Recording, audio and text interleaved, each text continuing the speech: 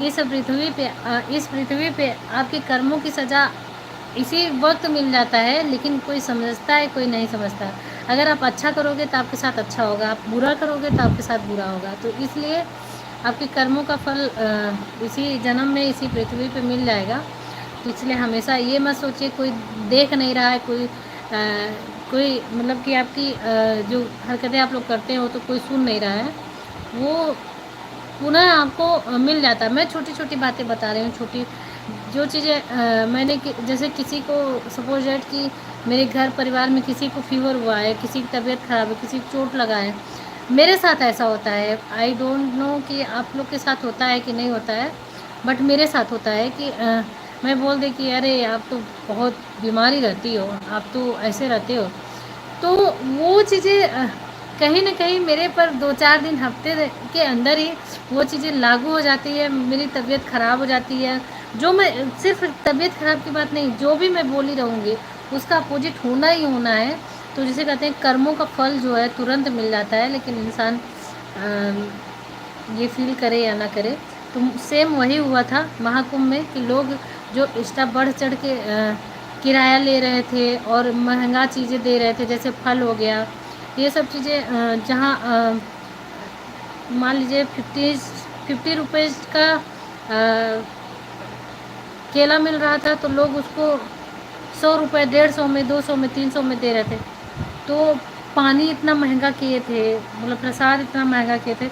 लोग मतलब कि जो भी किए थे, उनको कहीं न कहीं किधर न किधर से वो उनका पैसा निकल ही जाना है। इसीलिए मेहनत की कमाई जो होती है, वो बहुत परफ़ेक्ट होती है, वो सही जगह यूज़ होती है। और जो जिसे कहते हैं अभी आप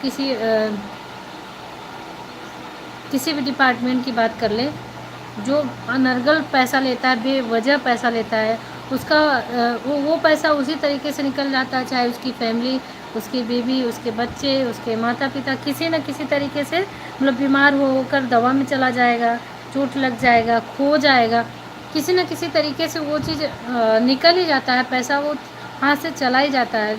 इसीलिए हमेशा मेहनत करिए और मेहनत का मतलब कि धन रखिए, उस पे गर्व करिए। तो मैं इस टॉपिक पे बात कर रही थी कि जो अभी महाकुंभ की बात हो रही थी कि महाकुंभ में लोग बहुत लूटे इसलिए बाढ़ आई है। तो ऐसा नहीं है कि लोग महंगा लिए, महंगा सामान किए या फिर बाइक से थोड़ी दूर छोड़े और उनको जिसे कर अत्याचार कर रहे थे, इस वजह से बाढ़ नहीं आई। बाढ़ आती है, हमेशा आती है। हम तो हमारा तो घर ही है वहीं प्रयागराज में, वहीं मैं रह के पढ़ाई करी हूँ, तो मुझे पता है ना हर वर्ष जो हनुमान जी का मंदिर आप लोग देखे हैं वो हमेशा हर साल जो है डूब जाता है। इतना बाढ़ आता है कि वो डूब जाता है, कभी कभी मूर्ति दिखती नहीं है, फिर कभी सड़क तक पानी आ जाता है जहाँ से आप लोग महाकुंभ में एंट्री किए होंगे। तो ये रीज़न है और लोग अपना अपना मत दे रहे हैं। तो ये बताना था। तो मैं आप लोग को एक कहानी बताना चाह रही हूँ जो कि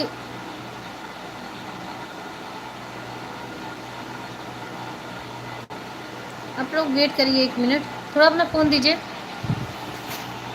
1 मिनट दीजिए, काम है।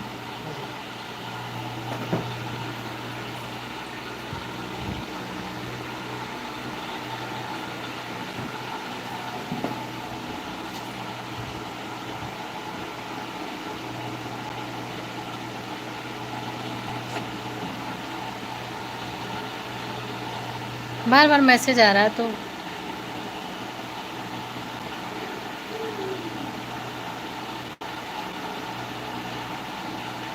हेलो, बार बार मैसेज मत करो, लाइव में वीडियो बात कर रही हूँ, तुम्हारा मैसेज छप रहा है उसमें।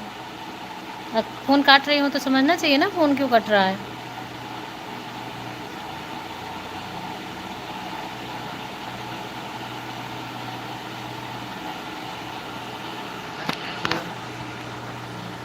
हाँ, तो हम लोग कहाँ पर थे कि लोगों को मना करने के बाद मतलब क्या ही कहें, एक बार अगर इंसान फ़ोन काट दिया तो मतलब समझ जाना चाहिए इंसान किसी काम में बिजी है। लेकिन कुछ लोग की आदत होती है कि लगे रहते हैं फ़ोन पे फ़ोन, फ़ोन पे फ़ोन, फ़ोन पे फ़ोन।